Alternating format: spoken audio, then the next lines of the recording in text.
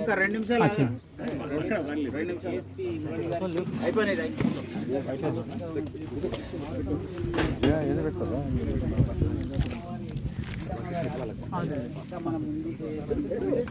అమ్మగారి ఆశీస్సులు పొందాలని ఇక్కడ సమావేశమై ఇక్కడ మనం ఈ విధంగా కార్యక్రమం చేస్తున్నాము. వాస్తవంగా మనము 50% గెలిచాము, ఆడ బిల్డింగ్ కట్టాము.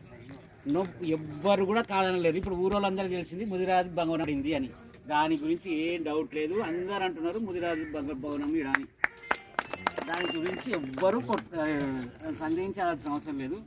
కానీ చట్ట ప్రకారంగా వారు చెప్పారు జగదీష్ గారు, ఈ మున్సిపల్ కమిషనర్ గారు ఏం చేసిందంటే ఇది 10th వార్డు లేదు, 10th వార్డు కాదు, ఇది వీళ్ళకి రాసింది 3rd వార్డు, ఇది 10th వార్డు అని ఒక సర్టిఫికేట్ ఇచ్చాడు.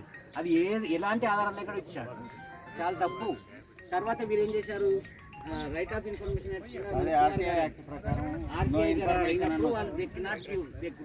Any explanation. Why? Because already వాళ్ళు ఇచ్చింది కాబట్టి ఏమి ఇవ్వాలనే ఉద్దేశంతో ఇవ్వలేదు. ఎనీహౌ మనకు యాక్చువల్గా ఇప్పుడు దాన్ని బేస్ చేసుకొని మనం అపీల్ చేసుకోవచ్చు, కానీ ఇట్ విల్ చెప్పండి.